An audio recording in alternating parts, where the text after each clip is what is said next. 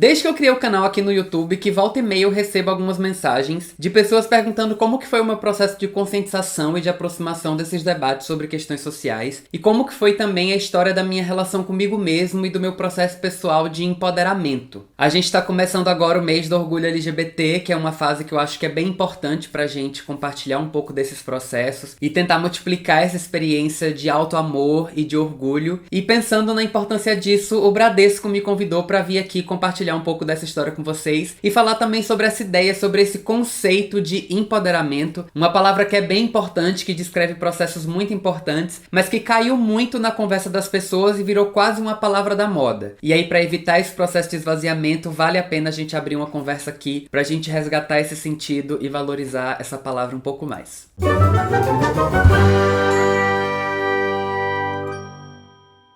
Quando eu era adolescente, mais ou menos entre os 13 e os 16 anos, o que aconteceu ali entre 2003 e 2016, só pra localizar, eu era um menino que não tinha exatamente muitas amizades, muitas relações, na escola principalmente. Uma parte disso eu acho que tinha a ver com o fato de que eu era meio CDF, e aí às vezes eu era meio chato, eu assumo. Mas acho que pra além disso, certamente tinha um monte de outros elementos que me faziam ser um menino meio diferente dos outros meninos ali, e muito diferente das expectativas que as pessoas tinham pra mim, das expectativas que as pessoas tinham pra meninos da minha idade. Eu era um garoto extremamente afeminado, completamente fora dos padrões de masculinidade ali. Eu não gostava de futebol, detestava educação física, preferia muito mais os trabalhos artísticos, as atividades criativas, estava sempre envolvido com alguma coisa nesse sentido. E as poucas pessoas com quem eu andava, com quem eu tinha alguma relação, eram as meninas que estavam ao meu redor. E obviamente que nenhuma delas era minha namorada, porque também tinha isso. Estabelecer essas relações afetivas foi uma coisa que eu quase não vivi na fase da minha adolescência. Pra mim, nessa época, era muito difícil viver ali naquele contexto, porque eu sabia que as pessoas me olhavam com um olhar diferente. Na época, eu acho que eu até entendia que era homofobia o que as pessoas sentiam por mim, apesar de eu, na época, não achar que eu era um menino gay. Eu sabia que as pessoas achavam que eu era gay e sabia que elas me tratavam daquela maneira por causa disso. Então, eu meio que entendia que era homofobia o nome dessa coisa que eu vivenciava, que eu passava na escola. E esse julgamento quase sempre vinha na forma de bullying, de forma explícita, mas algumas vezes vinha também de forma indireta, inclusive da parte de pessoas com quem eu tinha alguma relação, por mais que não fosse uma relação muito próxima. Então, essa época, nesse contexto da escola, eu tive uma vivência bastante solitária e bastante monótona até, porque eu não tinha muito essa coisa de ir pras festas com as pessoas. Quando eu ia pras festas, eu ficava num canto enquanto estavam todos meus colegas dançando entre si. Eu não viajava com os amigos, eu tinha uma relação muito distante desse universo com essas pessoas. Então, era uma vida realmente bastante isolada, bastante solitária, e isso, obviamente, sempre teve um impacto muito grande, muito sério na minha autoestima e na minha relação comigo mesmo. Curiosamente, e indo na contramão de muitas histórias, o principal espaço de segurança que eu tinha nessa época era o espaço do meu grupo de jovens, o grupo de jovens que eu participava. E eu sei que esses espaços são tradicionalmente espaços de exclusão e de violência para pessoas LGBT. Como eu disse, a minha história é uma exceção, vai na contramão de muitas outras histórias, mas eu acho que é bem importante contar um pouco desse meu processo, porque foi muito dentro desse contexto que eu encontrei as principais ferramentas que eu precisei pra transformar essa relação comigo mesmo. Hoje, parando pra pensar em coisas que eu acho que eu não pensava na época, eu reparo, por exemplo, que a absoluta maioria das pessoas que participavam do meu grupo de jovens eram pessoas negras, eram pessoas que moravam no meu bairro ou em bairros vizinhos ao meu, que eram da região mais periférica da cidade, e eram pessoas que, de modo geral, se pareciam muito mais comigo. Eu acho que essa vivência que eu tive dentro desse grupo, que chamava Renascer, foi uma das experiências mais marcantes da minha vida, porque dentro desse contexto que eu encontrei amigos e que eu encontrei pessoas com quem eu estabeleci os meus principais laços de afeto, de amizade, de segurança. E essas pessoas, as pessoas que participavam desse grupo comigo, foram pessoas que colaboraram muito pro meu amadurecimento, pro meu crescimento quanto pessoa, e que foram companhias muito importantes nessa fase da minha trajetória, que foi a fase que eu costumo dizer que foi quando começou mesmo esse meu processo de empoderamento. Eu me emociono muito falando dessa fase, dessas pessoas que atravessaram a minha vida, porque muito de quem eu sou hoje se deve ao fato de eu ter encontrado com eles e deles terem passado pela minha vida.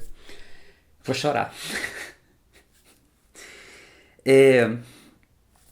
Foi dentro desse grupo que eu tive contato pela primeira vez com debates sobre machismo, sobre racismo, inclusive debates sobre homofobia na época, que foi um debate que a gente já encarava, já enfrentava. A gente tinha um contato muito bacana com a galera ligada aos movimentos sociais ali na região, e os eventos que a gente fazia, os eventos que a gente participava, sempre contemplavam os debates muito importantes e muito interessantes, o que era muito raro naquele contexto, pensando principalmente que eu vivia no interior da Bahia, onde muitos debates na maioria das vezes não chegavam. Muitos desses debates que eu encontrei no meu grupo de jovens eu não encontrava na escola, por exemplo. Então esse espaço realmente foi um espaço bem importante e muito potente na minha vida. E quando eu penso nesse processo de amadurecimento que rolou junto com essa galera, tem uma coisa que eu me lembro sempre com muito carinho e até um pouquinho de nostalgia, que eram as caronas de bicicleta quando a gente voltava das reuniões. A gente saía das reuniões, que eram espaços mais de debate, de trabalho, de reflexão, e a gente voltava pra casa todo mundo junto, até porque morava todo mundo perto. Aí a galera que tinha bicicleta vinha pedalando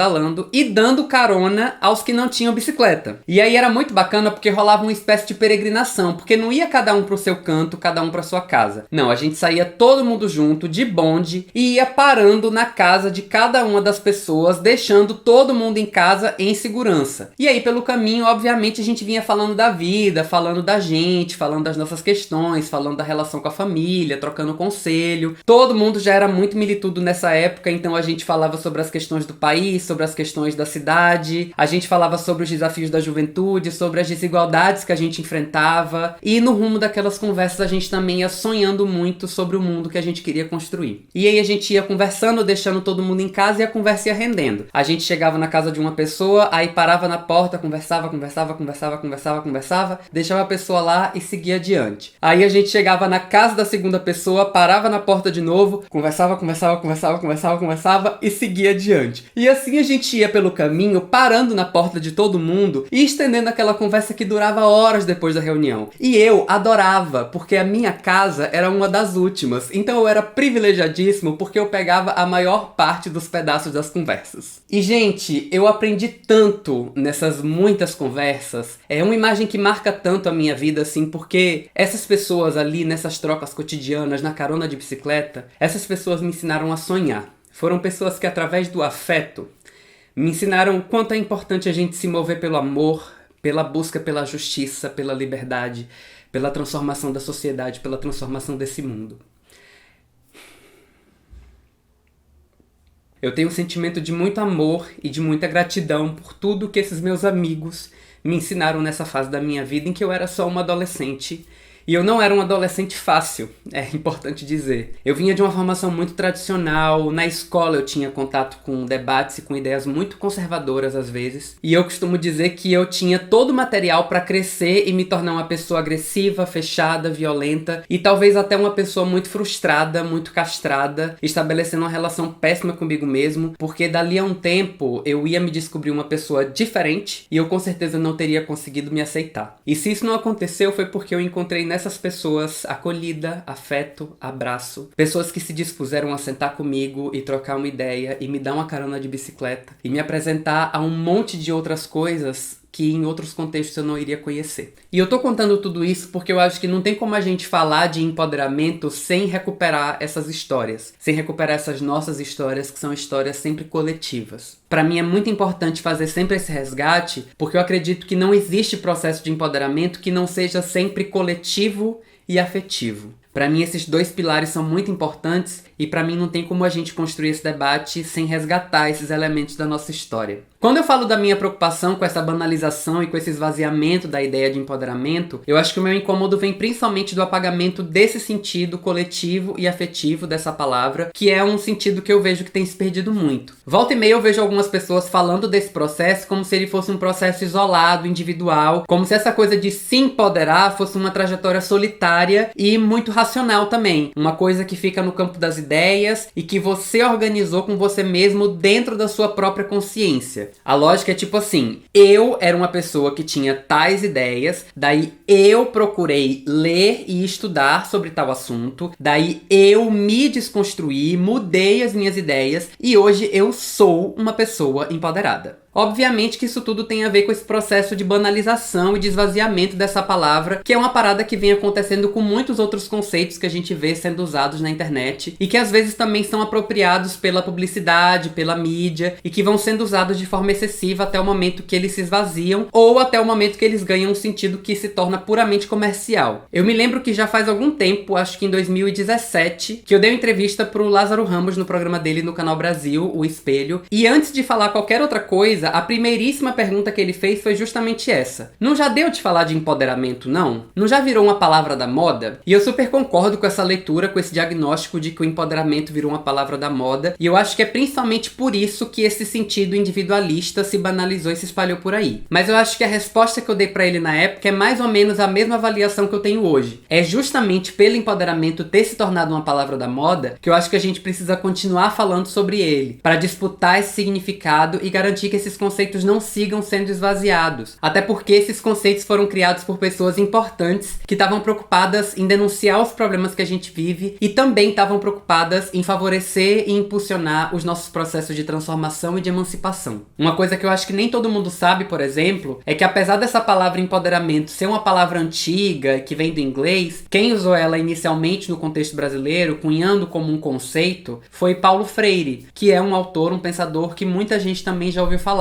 Quer dizer, é uma palavra famosa que foi criada por um pensador famoso e pouca gente sabe que essa palavra e esse pensador estão conectados. Eu acho que isso é bastante sintomático desse processo de esvaziamento e de banalização. E eu nem acho que a gente tem essa obrigação toda de conhecer a fundo toda a obra de Paulo Freire, até porque eu mesmo não conheço. Mas eu fico pensando que se a gente não dá conta nem de saber que foi ele que propôs essa ideia, é muito grande a chance da gente também não saber o que foi que ele propôs com essa ideia. E o resultado é que muitas vezes a gente está por aí reproduzindo justamente a interpretação que o Paulo Freire criticava. Porque ele criticava essa visão mais individualista. Paulo Freire falava do processo de empoderamento como um processo que precisa acontecer de forma coletiva, tendo a transformação social como objetivo final. Ele não deixava de considerar esses nossos processos de conscientização pessoal e sempre chamou atenção para a importância da gente conquistar liberdade e autonomia. Mas a questão é que isso não dá para ser descolado da sociedade como um todo. E mais ainda, também não dá pra gente achar que a gente tá inventando a roda do empoderamento. Como se a gente estivesse fazendo um esforço egoísta que começa a partir da gente e que também termina na gente quando a gente resolve as nossas próprias questões. Primeiro porque, como eu disse, é impossível fazer essa trajetória inteira por conta própria. E eu acho que é bom chamar atenção pra isso porque às vezes eu me pego pensando sobre o modo como a internet reconfigurou essa nossa relação com essas nossas trajetórias mais coletivas. Digo isso porque assim, quando eu era adolescente, eu não tinha internet em casa, redes sociais não eram essa realidade que é hoje, e quando eu tive a oportunidade de aprender um pouco mais sobre essas questões, foi com pessoas que eu convivia, que estavam ali diretamente comigo, que eram do meu convívio e que estavam me dando carona de bicicleta. Enquanto hoje a gente tem essa ferramenta incrível que é a internet, que permite que a gente acesse uma pluralidade de informações, mas que às vezes cria esse distanciamento entre as pessoas. Primeiro porque as informações que a gente tem acesso não são necessariamente as informações que as pessoas do nosso convívio nos apresentam. São informações que a gente vai por conta própria buscar a partir do nosso interesse, da nossa curiosidade. Segundo porque é você que pega o seu celular ou o seu computador sem interação direta com nenhuma outra pessoa e que vai ler e investigar os assuntos que te interessam quando você tem algum problema para resolver. E eu realmente acho maravilhoso que a gente tenha essa possibilidade, que a gente tenha essa disponibilidade de informações. Mas por outro lado, isso às vezes aumenta a sensação de que essa trajetória é uma trajetória solitária. E aí a gente acaba correndo o risco de perder de vista que mesmo aquele texto que você leu, ou mesmo esse vídeo que você está assistindo agora, ou qualquer outro conteúdo que por acaso tenha contribuído para os seus processos de amadurecimento e de conscientização, todos esses conteúdos tiveram necessariamente uma pessoa por trás. Uma pessoa que também tem uma história, uma pessoa com quem você se identificou por alguma razão, uma pessoa que certamente também tem outras referências de outras pessoas que atravessaram a trajetória dela, uma pessoa que em algum momento parou e dedicou um tempo para transformar essa trajetória dela em um texto, em um vídeo, em um podcast, em algum tipo de informação que chegou em você e te afetou. A gente não pode perder isso de vista. Até porque esse processo ele também não é um processo só racional, só da leitura, só do estudo, só da informação. Porque essas pessoas que produziram esses conteúdos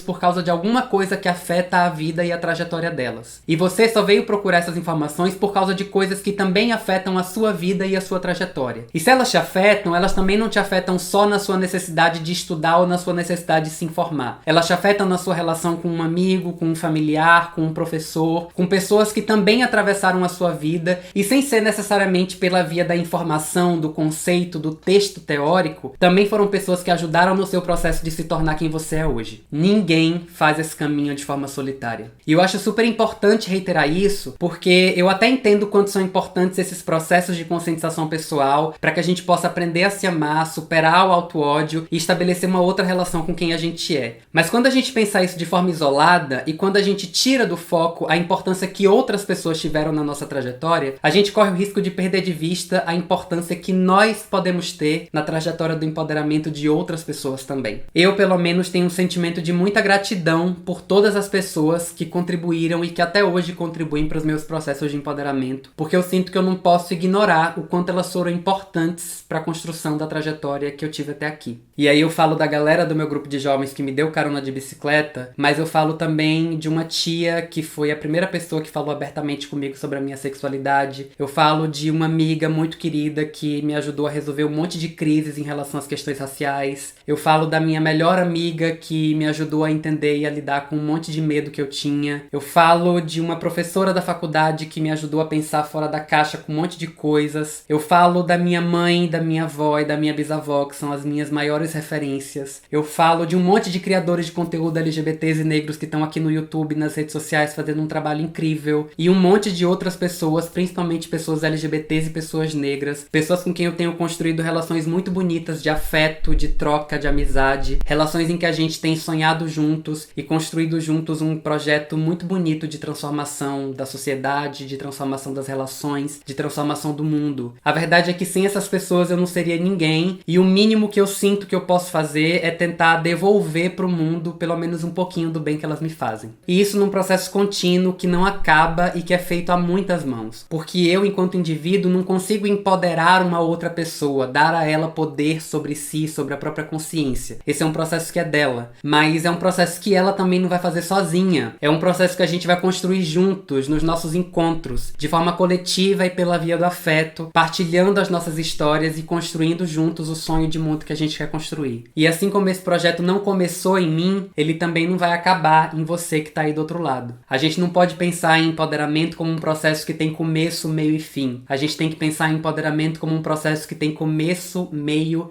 e continuidade. Se o empoderamento serve pra gente se aceitar e depois se fechar em si, ele não serve de muita coisa, na verdade. Numa sociedade que diz que a gente deve se odiar, o orgulho de uma pessoa LGBT é uma coisa preciosa demais pra gente simplesmente banalizar ou guardar na parte de dentro. Pra citar Paulo Freire outra vez, ele diz uma coisa muito bonita e muito forte que eu acho que resume essa ideia de um jeito importante. É que mesmo quando você se sente individualmente mais livre, se esse sentimento não é um sentimento social, se você não é capaz de usar a sua liberdade para ajudar os outros a se libertarem, então você só está exercitando uma atitude individualista no sentido do empoderamento. Eu acho que isso ajuda a gente a lembrar que a gente é só um elo nessa cadeia que tem uma história muito longa. E da mesma forma que muita gente que veio antes contribuiu para nossa trajetória até aqui, a gente também precisa olhar para frente, mirar no futuro, produzir alianças e construir o projeto de sociedade que a gente quer ver para nós e para quem vem depois. Tudo isso pela via do afeto e da construção coletiva, pensando num processo de conscientização que seja focado na transformação social. Um processo que leve em consideração a ideia de que empoderar-se é reinventar o futuro. Especialmente nesse mês de junho, em que a gente está celebrando o nosso orgulho, é muito importante que a gente faça esse resgate da nossa história, da nossa trajetória, tanto da trajetória da comunidade LGBT, quanto da nossa trajetória pessoal, para que a gente possa recuperar a história desses nossos processos de empoderamento pessoal e coletivo e entender como que a gente pode levar isso adiante. Eu desejo para todo mundo um mês incrível, que sirva pra gente se inspirar, se alimentar de energia, de orgulho e de poder, para dar continuidade a essa nossa caminhada de transformação. Convido todo mundo também para ficar de olho nas redes do Bradesco, para acompanhar essa campanha linda que eles estão movimentando para esse mês, falando da importância da gente resgatar o sentido do nosso empoderamento, pensando no papel que a gente tem na transformação dessa sociedade e desse mundo. Espero que vocês tenham gostado desse vídeo. Se vocês quiserem compartilhar comigo as histórias de vocês, eu vou adorar ler tudo aqui nos comentários, e não deixa também de compartilhar essa conversa com as pessoas pra gente fazer esse resgate e movimentar esse debate que é tão importante. Por hoje é isso,